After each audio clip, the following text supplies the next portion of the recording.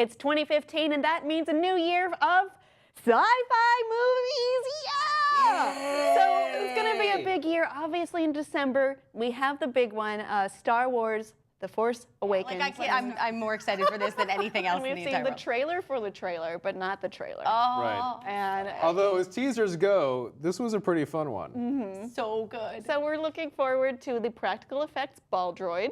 Yeah. Yeah. The crazy new lightsaber with the prongs. Oh, the cross The guard. cross guard Yeah, that may which actually is slice your fingers off. Kind of a flamey cross guard. I rather find that interesting. It doesn't thought look it was like cool. doesn't look like standard lightsaber technology. I'm just saying. There could be. Seems like someone modified the lightsaber. Oh. Someone maybe found an ancient lightsaber and did. Okay, so no more conjecture from me. We're going to talk about this all year, okay? And I'm sure we're going to freak out every time we see more concept art or footage or announcements of who's playing who and what do those weird character names mean. But I want to see old Luke. I want to see grizzled old bastard Luke Skywalker. I want to see grizzled old bastard Han Solo. Sure. Mad Max Fury Road. Oh, I'm so excited for this. This is ridiculous. We did a thing at Comic-Con where the director was talking about how they didn't even originally have a script for this. They started off with storyboards because there just isn't that much dialogue. It's all action, and so much of it's practical. It looks so cool. Oh, my God. So it's an hour and a half plus of mostly action. Well, yeah. Which, I mean, I want there to It's be... Mad Max. Yeah. There are movies where I would complain this is all action and no concept, but Mad never Max. complain about that. Well, I mean, it depends on what's happening, you know. I know. Pacific Rim said up All right, I front, hate that. look, we've got robots fighting monsters, so I'm not going to complain about certain things. But like Mad Max is like, we're freaking Mad Max, so They know we're going what to they embrace are, that. Yeah. And they're proud of it. Yeah. And maybe we're looking forward to seeing that later. Another interesting thing we've talked about before in the show is Tomorrowland, of course, from Disney. George Clooney is the Wizard of Tomorrowland. I don't know if you've seen the trailer. Right. He seems to be in this different world where you can make anything happen. And it's not juvie like where the girl started. It's not juvie, that's all we know. I mean, if you have an option between continuing a life of juvie or going into magical sci-fi realm with George Clooney, seems an easy take. Yeah. I was a little bit skeptical about this because I think the director had said, oh, it's got super science elements. It's like the magic of science. And I was like, wait, yes, but you're kind of muddling what the word science means.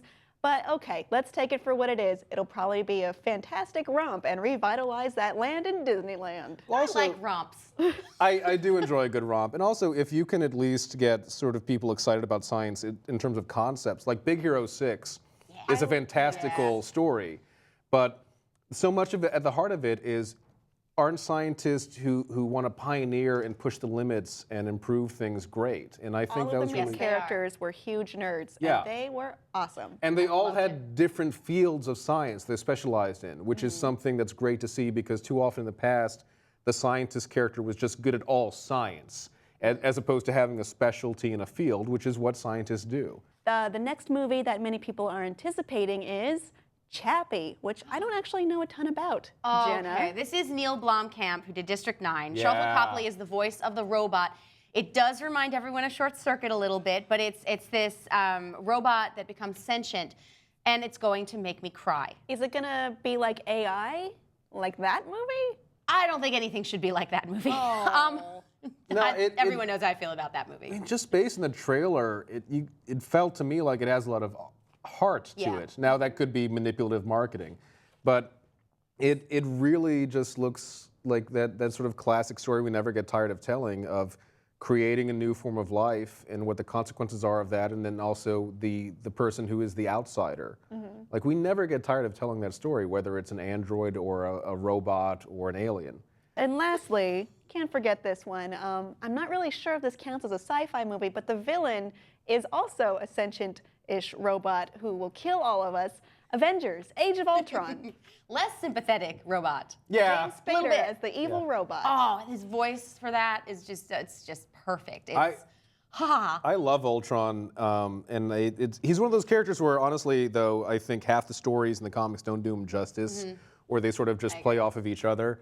But the concept of the character, I love, because you have other evil robots in science fiction who are, it's all about, well, humans are just illogical and they have these emotions and that's all bad. But Ultron's not like that. He also has emotions. He just freaking hates organic life. He's got this whole Oedipus complex. Oh, we're all squishy. And yeah, it was also like the stories that have really shown what he can do. Like he wiped out a country in one story. It was amazing. And just it's a great unapologetic evil force, but someone that sort of has some decent points about how humanity is imperfect. The way that they should do Ultron if they're doing him right?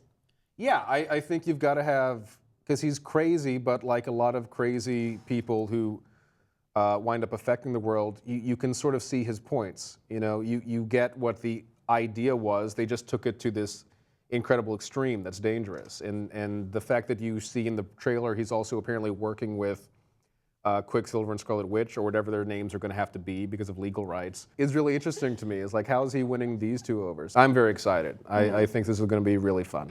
It looks really good. So good. I'm going to lose all my money this year because I will live in the movie theater. There's so much good stuff this year. There are worse things to blow your money on than great sci-fi films and also superhero films, and I know there's more.